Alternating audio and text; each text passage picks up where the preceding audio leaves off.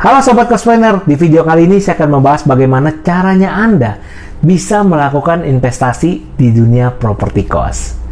Nah, di video kali ini juga akan saya bagi menjadi 3 tahapan agar Anda lebih mudah memahaminya.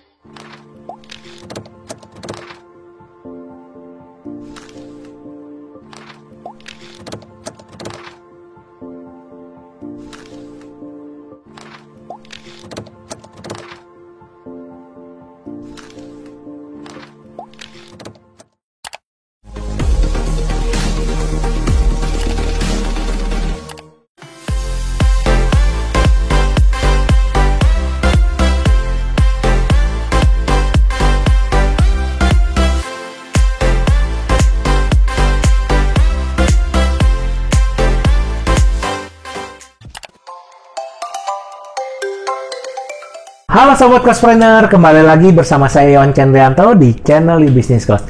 Buat Sobat Cosplanner yang baru saja menonton video ini, jangan lupa untuk subscribe channel ini agar Anda bisa mendapatkan update video setiap minggunya dari kami.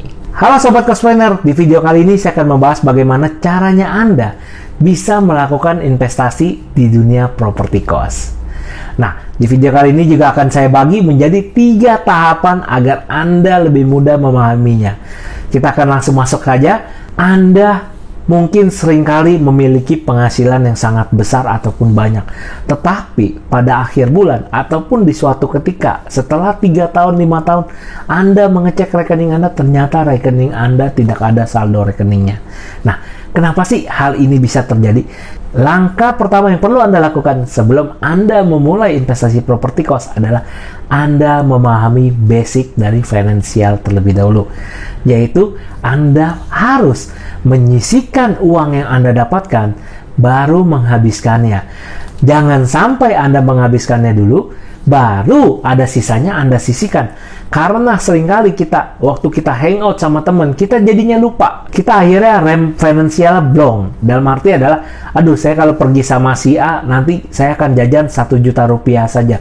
Ternyata ketika sudah hangout dengan si A, malah duitnya keluar bukan 1 juta, mungkin 2 juta. Kenapa? Karena kasihkan bermain dan terlalu happy, akhirnya sampai lupa kalau ternyata duit tersebut sudah terpakai. Alhasil duitnya nggak ada yang tersisa. Nah, mulai saat ini langkah pertama sebelum Anda masuk di investasi bisnis properti kos adalah Anda harus memahami basic finansial, yaitu kita harus nyisiin dulu, uangnya langsung ditabungkan dan tidak perlu lagi dilihat, kita anggap saja sudah kita habiskan, ya kan? Lalu sisanya itu baru kita gunakan untuk keperluan kita. Hal ini dilakukan agar kita secara konsisten bisa nabung dan uang tersebut dari hasil tabungan tersebut akan kita alihkan ke investasi. Nah, kalau misalkan nih Anda ternyata sudah punya cukup modal dan Anda kayaknya udah nggak sabar, udah gatel nih pengen investasi. Nah, mungkin Anda bisa menggunakan uang tersebut untuk investasi di apartemen. Ataupun mungkin Anda bisa beli rumah kecil, lalu Anda rubah rumah tersebut menjadi kamar kos-kosan. Ya memang sih kamar kosnya nggak banyak, mungkin hanya 1-5 kamar. Tapi akan lebih baik dibandingkan Anda sama sekali nggak mulai dan Anda tentunya nggak punya passive income dan cash flow cadangan dari investasi properti kos ataupun penghasilan dari sewa rumahan tadi yang bisa menambah penghasilan Anda tentunya selain penghasilan utama Anda. Nah, setelah Anda melakukan hal tersebut dan secara rutin uang tersebut Anda gulung dapat lagi dari uang sewanya, Anda sabar dulu, jangan langsung buru-buru untuk menikmati dari hasil tersebut. Ya, tapi Anda sabar dulu, yaitu kita masuk ke langkah yang kedua, yaitu menunda kesenangan. Hasil yang Anda dapatkan tadi Anda gulung lagi. Misalkan Anda beli nih rumah ada 3 kamar. Nah, ternyata baru Anda renovasi untuk disewakan 1 kamar karena Anda mau renovasi lagi duitnya nggak ada. Nah, dari hasil sewa kamar tadi yang pertama dan gaji Anda yang telah Anda sisihkan secara rutin tadi, Anda kumpulkan lagi lalu Anda renov untuk kamar kos yang kedua. Ya, di kamar kos yang kedua ini tentunya Anda mendapatkan tambahan penghasilan lagi. Nah, hal ini Anda lakukan secara terus-menerus dan Anda gulung dulu, sabar dulu, tunda kesenangan dulu untuk sesaat dan Anda bisa menikmatinya. seumur hidup Anda tentunya ketika aset ini sudah membesar dan menghasilkan banyak sekali passive income untuk Anda dan Anda sudah bisa panen untuk menikmatinya. Ya, jadi kalau masih dikit, kita jangan langsung buru-buru, wah udah dapat duit tambahan nih, udahlah kita happy-happy. Akhirnya stuck. Ya, makanya ini kenapa banyak banget sobat cospreneur di luar sana yang saya perhatikan, mereka punya bisnis property cost, tapi nggak berkembang bisnis property costnya. Kenapa nggak berkembang? Karena setiap kali dapat uang, udah nggak ada lagi yang mereka sisihkan, malah mereka habiskan. Nah, harusnya mereka tetap sisihkan dulu. Ya, mungkin kalau mau diambil sedikit demi sedikit nggak apa-apa, tapi jangan langsung dihabiskan semuanya gitu ya. Jadi sehingga tidak ada dana yang tersisa untuk diinvestasikan kembali ya. Ini buat Anda yang baru memulai ataupun mungkin sudah berjalan tetapi stuck, mungkin bisa dicoba cek terlebih dahulu apakah ini menjadi salah satu penyebab bisnis properti cost Anda tidak bertambah dan tidak berkembang. Yang ketiga adalah Anda jangan lupa untuk investasi ke leher ke atas, yaitu maksudnya Anda harus investasi ilmu.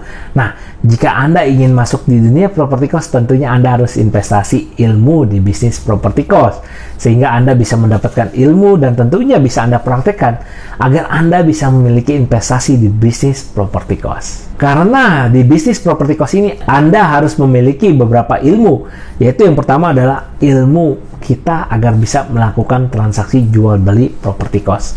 Nah, ilmu ini sebenarnya bisa Anda dapatkan di workshop property lainnya, karena secara gambaran besar biasanya workshop property pasti akan selalu mengajarkan Anda bagaimana untuk mengakuisisi sebuah properti. Nah, yang kedua adalah Anda tentunya juga harus belajar mengenai operasional bisnis property cost-nya. Jangan sampai ketika Anda masuk di bisnis property cost, Anda tidak memahami operasional, akhirnya Anda blank, lalu bisnis property cost tersebut akhirnya tutup. Kenapa tutup? Karena kita tidak bisa mengelolanya. Makanya perlu ilmu lain, yaitu ilmu untuk mengelola property cost-nya. Yang kedua adalah ilmu untuk memasarkan property cost-nya.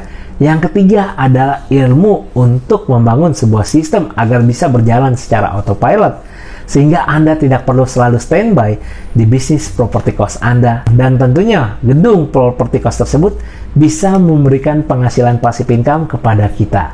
Nah, itu penting banget sobat cospreneur, jangan sampai dilupakan. Nah, buat Anda yang mungkin sudah subscribe channel ini, pasti sudah memahami mengenai ketiga hal tersebut karena saya sering membahasnya di channel YouTube ini. Nah, jadi buat Anda yang belum nonton, jangan lupa untuk tonton semua video-video lainnya yang ada di channel ini sehingga Anda bisa mendapatkan gambaran dan ilmu mengenai ketiga ilmu tersebut. Nah, ketiga step tadi adalah tentunya step basic agar Anda bisa memulai dan mulai berpikir bagaimana Anda bisa membangun sebuah passive income dari bisnis property cost. Saya Iwan Kenrianto, jangan lupa untuk subscribe channel ini dan share video ini. Apabila Anda ada pertanyaan, silakan tinggalkan pertanyaan Anda di kolom komentar. Ingat bisnis cost, jangan lupa ingat di bisnis cost. Sampai jumpa di video berikutnya. See you!